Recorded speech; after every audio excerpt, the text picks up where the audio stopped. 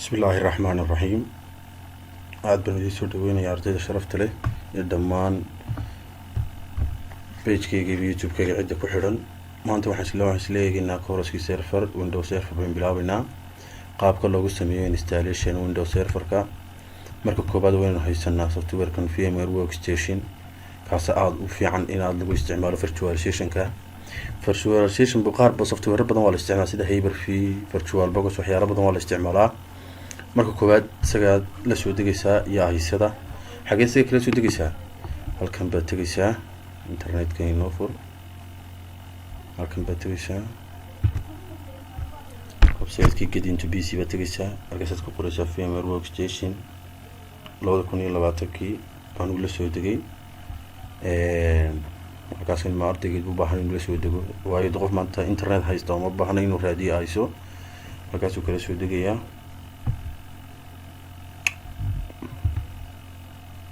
halkaas ku qoraysaa get into PC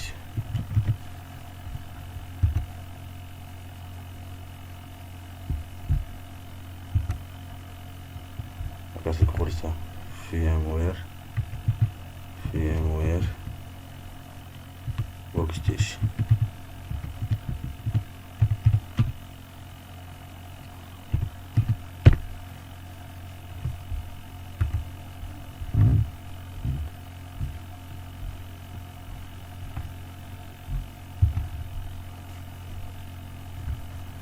VMware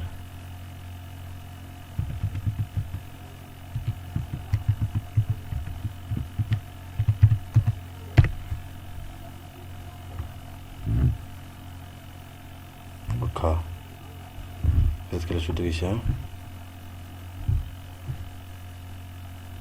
خاصة أنا أقول شو دقيقة هذا كله شو دقيقة سيبا كون dad baa soo geliyo linkiyadan dad baa soo geliyo laakiin shirkadda caadiga get into PC kaas baa saxay soo gelisay kaasaad kusoo dhufanaysaa hoos baad dhigaysaa wakaa ka software-kii 2020 kaasaad la soo dhigaysaa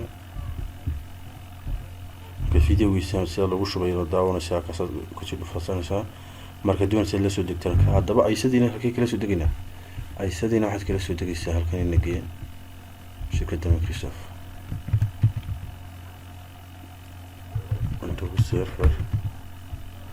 Windows server welcome also free بين هكذا دينا Windows server 2019 free okay evaluation center أرسل كده سدويسيان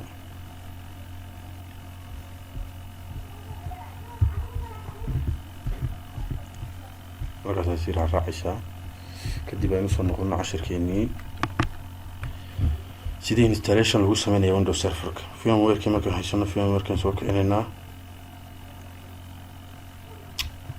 VMware ku saayno soo kaco waxaan sameeynaa marka koowaad waxaan xaq u tagaa waxaan wuxuu tagayaa File Explorer-kaaga soo fur documentiga tag waka virtual machine imika ka hore ugu jiraa waxa weeye waa kala intaan ku hore ugu duubnaa halkaas uu tagayaa halkaasna laga dhigreynaya inaga soo laab maxaan leenahay create new virtual machine mid cusub ii samee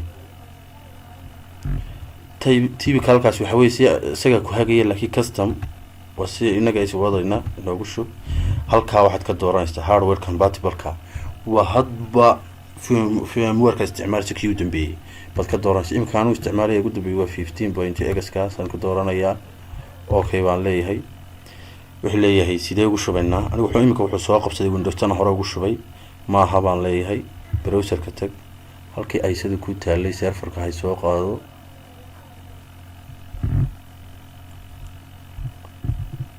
halkii ay sida ii taalay ku dhufto software iska duwan siita marka iga Windows Server waka kaasa ku dhufanaysaa waa server-ka ay sida meesha ii taalay okay baan leeyahay next baan leeyahay waxaan soo qabsanay Windows Server 2019 detected baan usoo haysanaa buu leeyahay next halka leedahay halka ha u dhawaan halkaas waa meel xasaasiya halkaas waxa weeyaan shirkadda liisankeedii lacag kamaynaan bixin, iska dhaaf halkaa sidaasaad ku dhaafaysaa. magaca loo bixinayo, magaca serverkaaga u baxay waxa weeyaan caabi company, caabi company.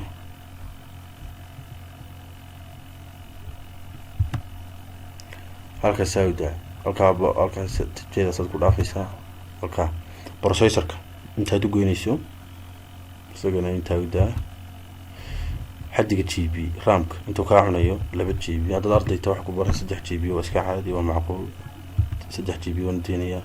halkaas samaysay wuxuu yidhi use network drive translation net. halkaana saa ku dhaaf, halkaana saa ku dhaaf, halkaana sidaa ku dhaaf. VMwarekaas halkaana saa ku dhaaf. creative virtual machine aduu meel cusub samayso, halkaana saa ku dhaaf. halka inta waa hard disk intaad u goynayso. haddaad ardayta wax ku baranayso 60kaas waa iska caadi, ama 50 labadii aad ka dhigataaba waa okay. sida magaciina soo bixinay buu intaa ku daray. sax weeyaan. sida wada detailski wixii aan soo sameeyno dhan halka inaga tusayaan. konton baad u geysay hard diskiga, memoryga 3 GB baad u geysay, NAT baad ka dhigtay. sidan wayna ku shubnaa insha Allah.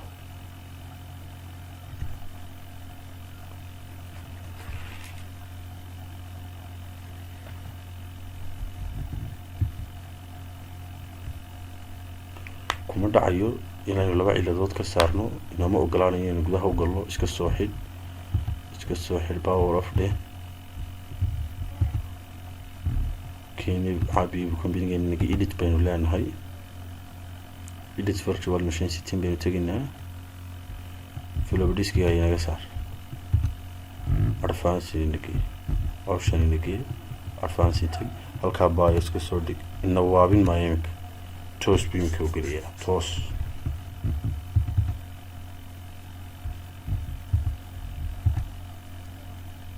toos ayuu imika u gelaya.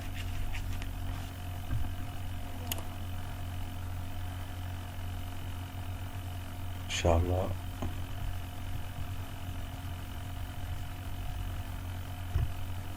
casharada waan soo bodaynaa Windows serverka. insha Allah channelka lagu xinaado inaad dee sharafta badan leeyahay.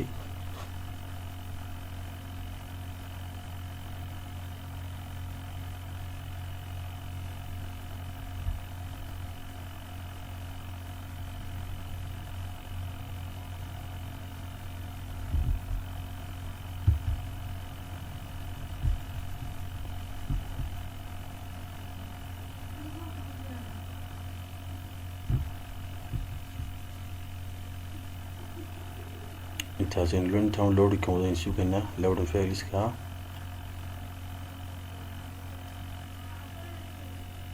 ka noorinayo toos buu nagu dhacaya insha Allah.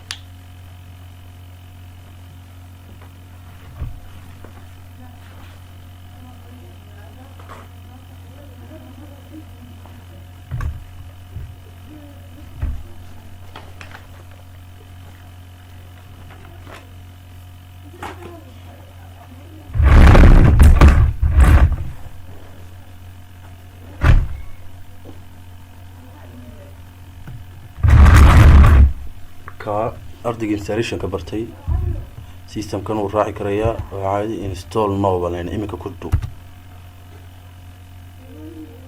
install now setup starting ku bilaabaya. setupkii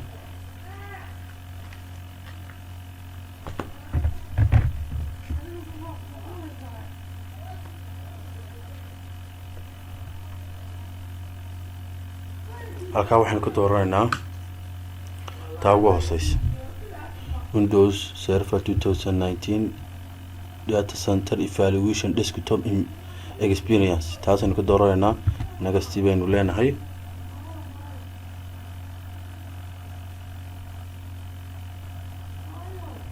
halkaa waxaan leenahay accept. next baynu leenahay. custom baynu odhanaynaa. next saa ku sii daa. waxaa bilaabaya markaa asxaabta halkaas zero-ga markay boqoto noqoto baynu isku soo noqonayna. videoga dheeraanaya insha Allah. waan isla eegaynaa.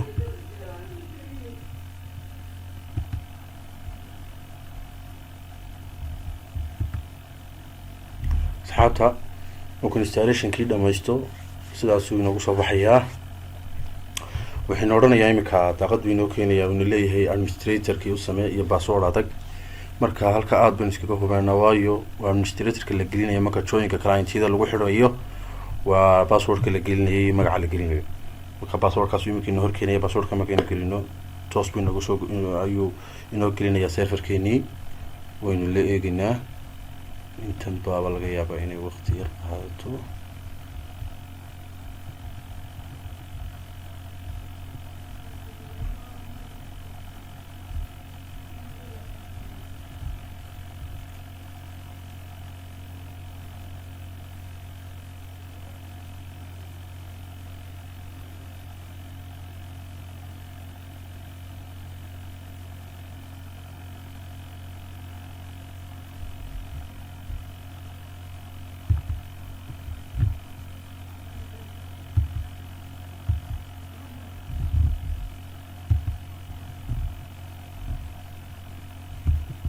videoga dheeraanaya waan ka yara xidhayaa.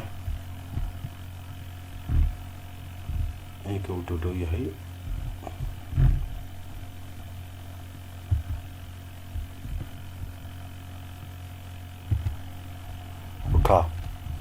markaasuu inoo soo saaray administratorkii guud weeye la gelinayay marka clientyada lagu xidhayo. passwordka aada uga taxadir, aada iyo aada xarfo waaweyn iyo xarfo yaryar iyo calaamadaba u isticmaal.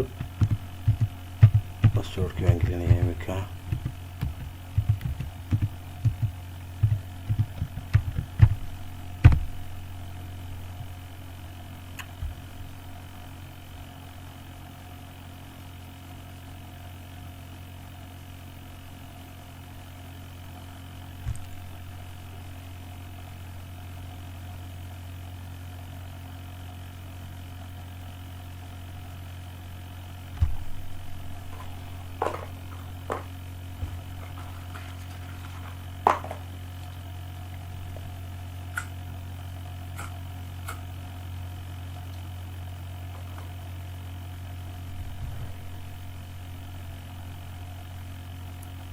administratorka wuu inoo soo saara, wuu diyaarinayaa. halkaa marku joogo laba siyaabood baad ku furi kartaa. waxaad taaban kartaa control alter delete iyo calaamadda arna waa taaban kartaa. passwordka iminkaan soo geliyay baan gelinayaa.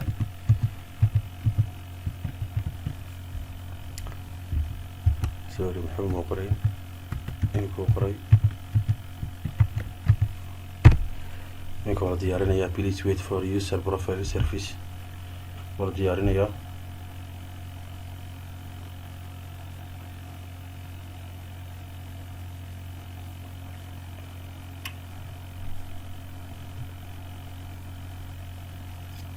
bismillah.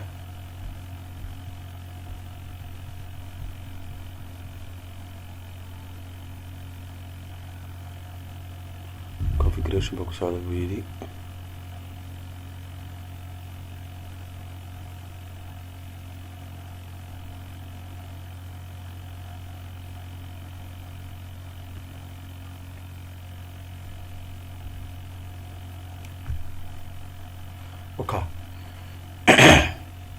serverkeenii waa ka soo baxay. haddaba shayga koobaad aan ka qobaynaa maxay tahay? horta marka koobaad islama shaqeynaya windows 10kan iigu jira iyo serverka. waa kow. waa talabaad network meed ku xidhmaysaa? haa baan leeyahay. waa talabaad geesaskii waa madow.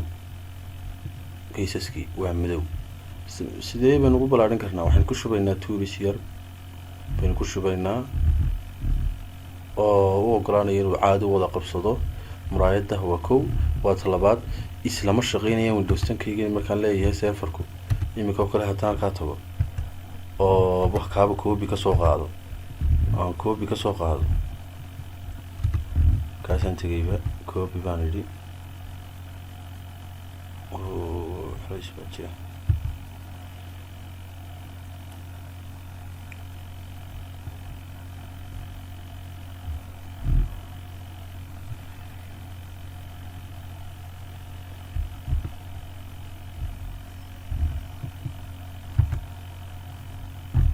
copy baan idhi firmware-kii baan galay halkan dhiga baan wuxuu yidhi miyaad doonaysaa Windows Admin Center imika lagu soo kordhiyey may baan leeyahay laakiin hadhow waan ku shubanayaa wax badan baa laga qabanayaa sidaas igu soo baxayaa halkani waa Windows waa server manager-kii oo aad wax badan looga qaban doono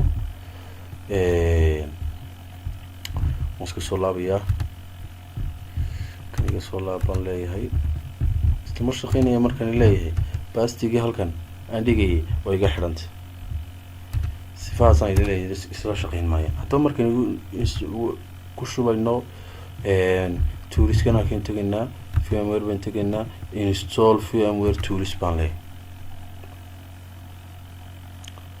install firmware tools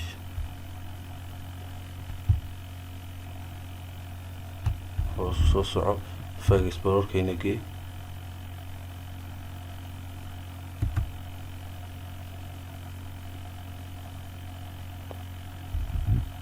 this PC ku dhufo right click si iyo weyne daaqada right click si install or run programs from the media ku dhufo preparing firmware tools to installation build hadii uu diyaarinayaa toolskii lagu shubayay toolskaasi aad wax badan bay nooga saacidayaan maraayad mar dhow way ku weynaanaysaa uu qabsanayaa waxyaalo badan buu aad inooga saacidayaan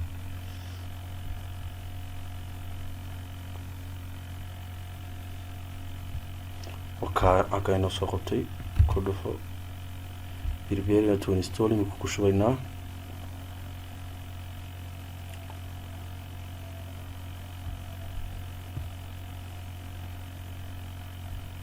next baan leeyahay completely baan leeyahay next baan leenahay install baan leenahay hadda waan isku soo noqonaynaa intaas dhamaanayso insha Allah asxaabta videoga hadii kala dheeraanaya asxaabta sidaa markuu igu dhaco finish baan leeyahay may wuxuu igu qasbayaa inaan restart diro no baan leeyahay imika computer-kaygii lama garan karayo inaan ku jiro server computer-kayga waxaan inaan virtual ahayn baad moodaa server caadiya ku jiro baad moodaa iga soo laab iyo weyne waka drive-kii badnaa uu ku shubay baa saamxay in maraayadiisa noqoto server manager-kan soo kicinaya halka markaan marayno maxaan hadaba marka koobaad serverka waxa laga qabtaa magacna waa la siiyaa IP-na waa la siiyaa maakin tagaynaa tamka magaca ka bedelino local server baan tagaynaa halkaas aynu ku dhufaynaa computer name change baan leenahay halkaas aynu magaca ka bedelaynaa waxaan leenahay waxaan bixinayaa qaalib 001 waan bixinayaa okay baan leeyahay wuxuu igu qasbayaa inaan restart u diro laakiin later baan oranayaa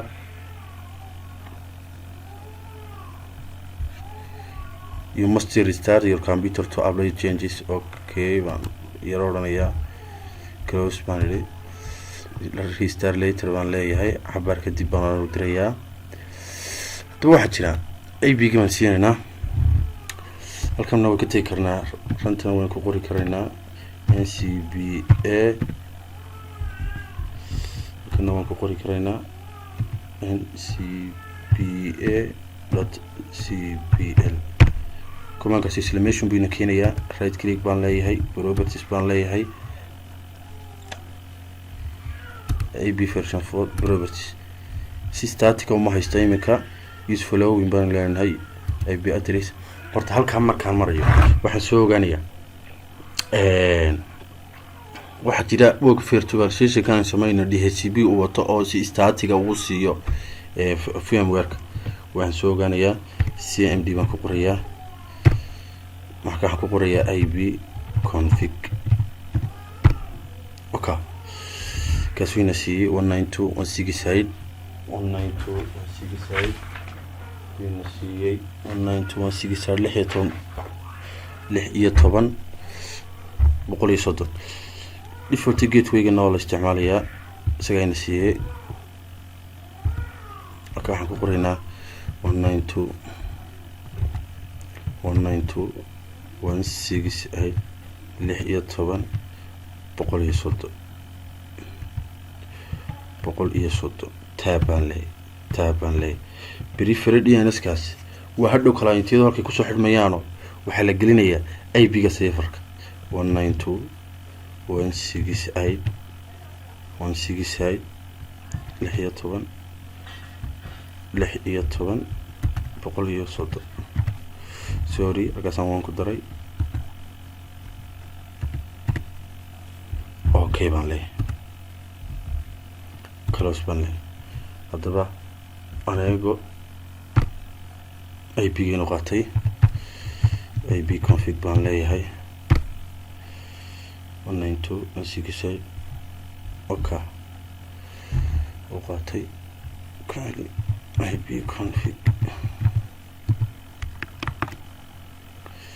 IP config baan leeyahay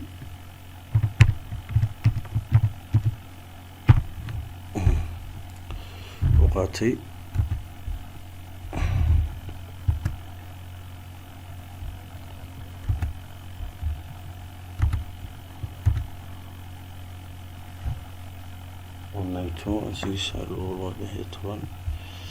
okay baan leeyahay. aan iska hubina halkaa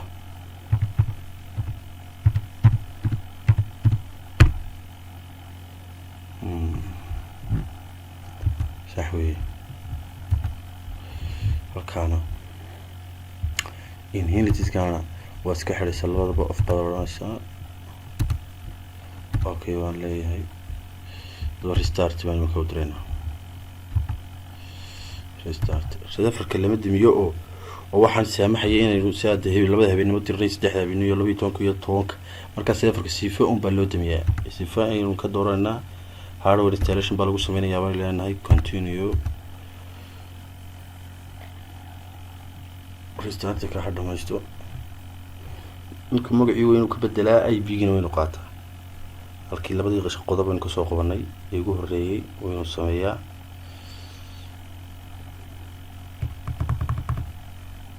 bismillah.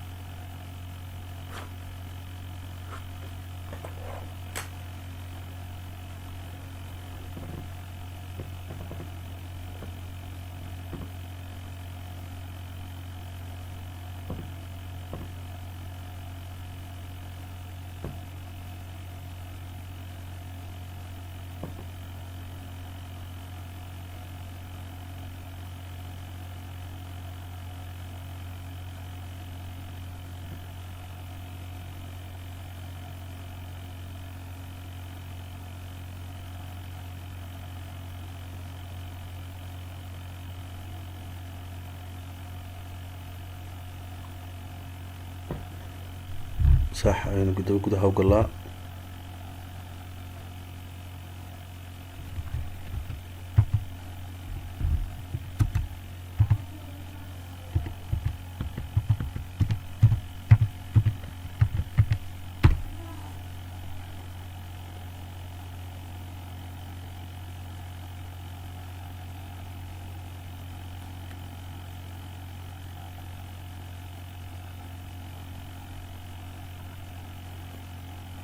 yaro raagiya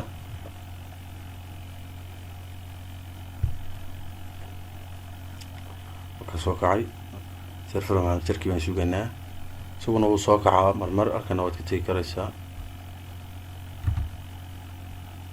mashquul buu ku jiraa isagoo intuu soo kacay inaan suganaa insha allah.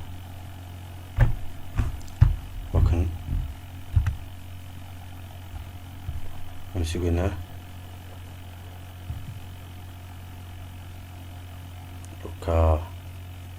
labadii qodob aynu ka soo bedelay ayaan doonayaa in sideeda iyagoo ah aynu ugu tagno IP-gina uu qaato magaciisa serverkana isagoo bedelay aynu tagno insha allah.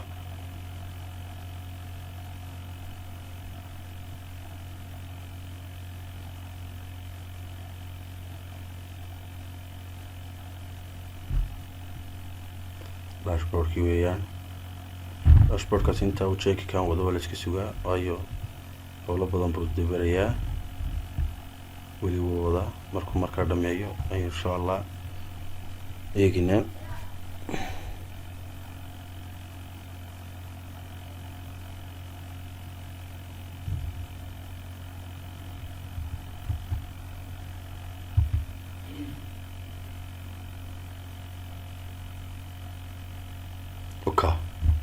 magacii uu qaato wuxuu qaatay qaalib 001 ab-gina uu qaatayo 192.16.130 baynu siinay, wuu inoo qaatay.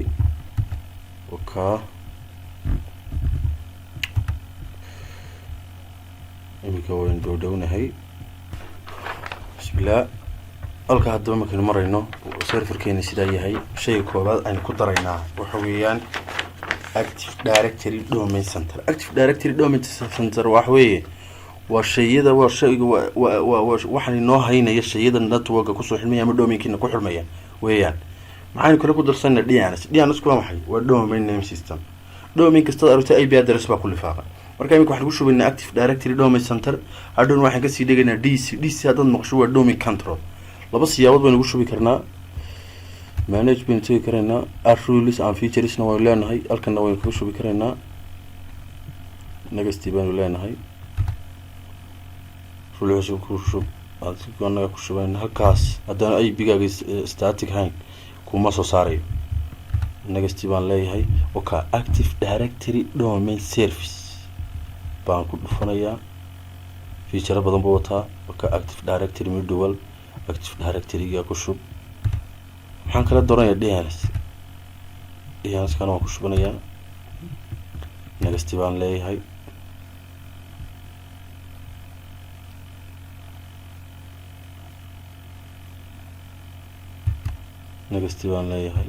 next baan leeyahay. install kusida. marka intaa isku shubaya active directory-ga. videoga dheeraanaya waan isku soo noqonaynaa asxaabta insha allah. oo shaqeynaa qabilaabo starting installation, smooth server administration tool, role administration tool, active directory domain center and active directory. installation start on the qaalib 001 waa magacaan soo bixiyay serverkayga. markuu bilaabo ayaan videoga ka xirayaa intuu dhamaanayo.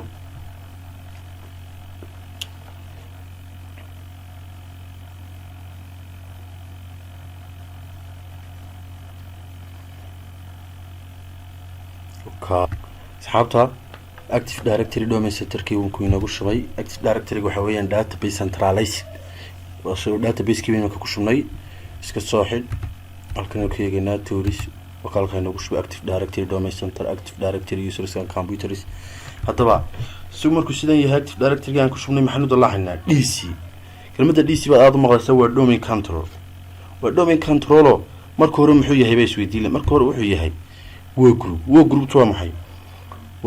waa network hoose lagu dhigtaa. waxa weeyaan peer to peer kii waa computerkii laga sameeyay kaasun baa laga soo geli karaa. laakiin inagu imika waxaan dalacaynaa workgroup. waxaan u dalacaynaa DC domain control. markaan dalacaynaa dabaalkan teginaa markaasaynu teginaa calaamaddaasaynu ku dhufanaynaa. promote baynu leenahay server to domain control baynu leenahay. wuxuu leeyahay domain hore jiray ku xidh, mid cusub imika samee, add new forest baynu leenahay. marka waxaan qoraynaa imika root. waxaan qoraynaa root domain name-keena. root domain name-keena imikaynu qorno maxaan leeyahay caabi 123.local baan leeyahay. caabi 123.local ayaan leeyahay.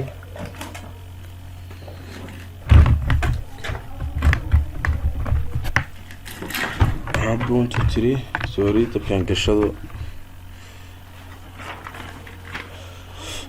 waxaan baxranayaa caabi 1 caabi 2 3 may caabi dot local baa caabi dot local markaan dhaho caabi dot local next baan leeyahay way sugaynaa intii installation ka dhameeyay configuration ka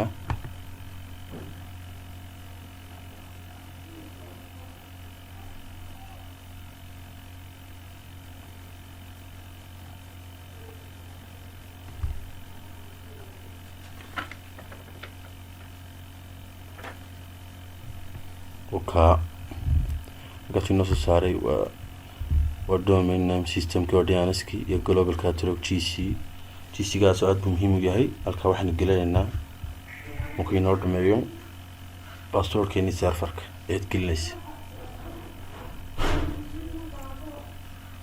marka passwordkeeni serverkeeni gelinaynaa ka gudub next baan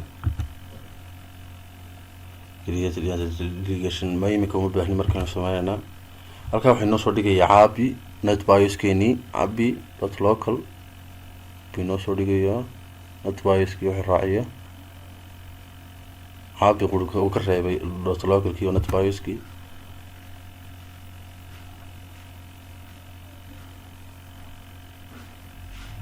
steps-yadan baan ka gudbaynaa marba details kan soo sameynaa waa kan frequencies checking buu wadaa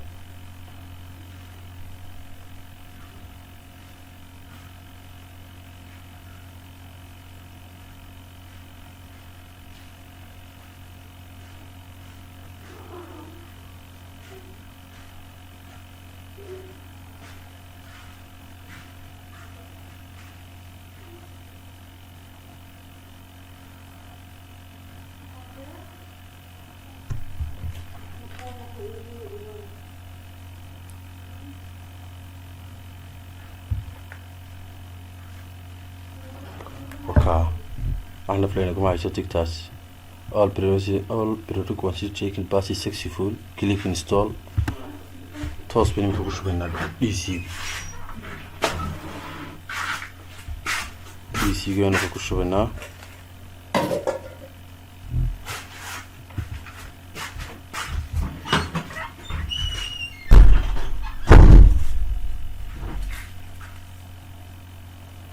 installation كان كودا مايو ayaan isku soo noqoynaa insha Allah asxaabta aad baan islaamiya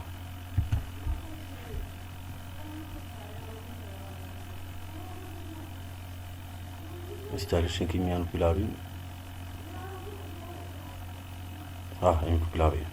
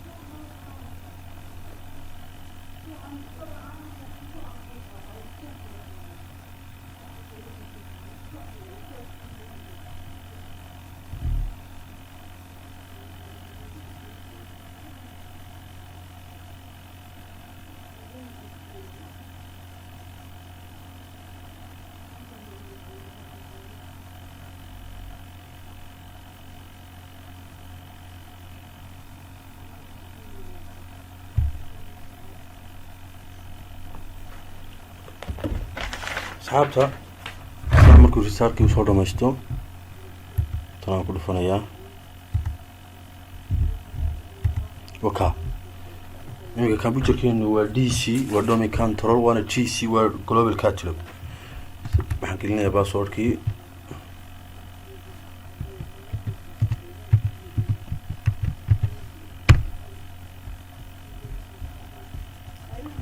war diyaarinayaa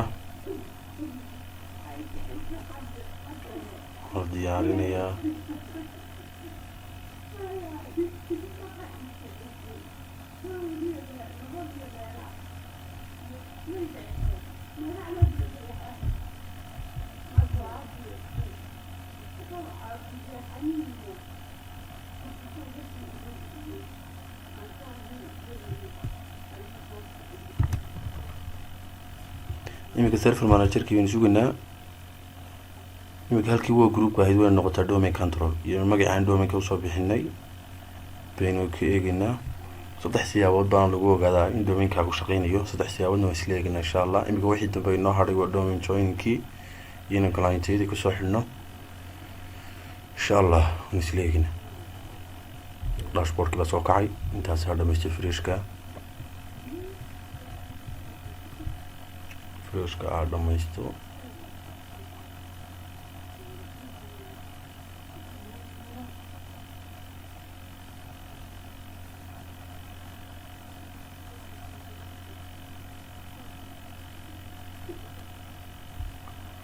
looga serverkeena gee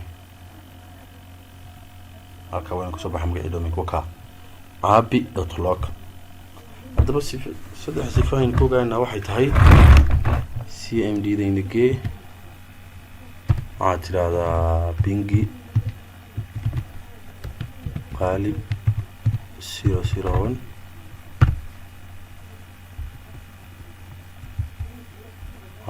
qaalib 001 waxaad tidhaahdaa bingi qaalib 001.log isagoo magactariskiisa wato ka soo jawaabay waxaan kaloo bingaraynaa domainka computer iminka waan bingaraynaa iminka bingi aabi.log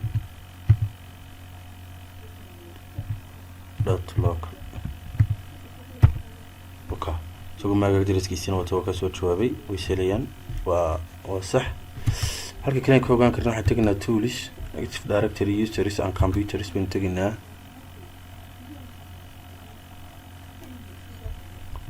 domainkiina sii furaynaa domain controller baynu tegaynaa waka domain controllerkiina waa magaciina qaalib 001 waa computer waana GC waa DC iminka wixii dab waxaan kusoo xirnaa joinkana waxaad sameynaysaa sidii serverka ugu shubay inaad ugu soo shubaysaa joinkana waan isla eegaynaa insha Allah aad baa salaamay asxaabta dhammaantiin assalaamu calaykum waraxmatullaahi wabarakaatuh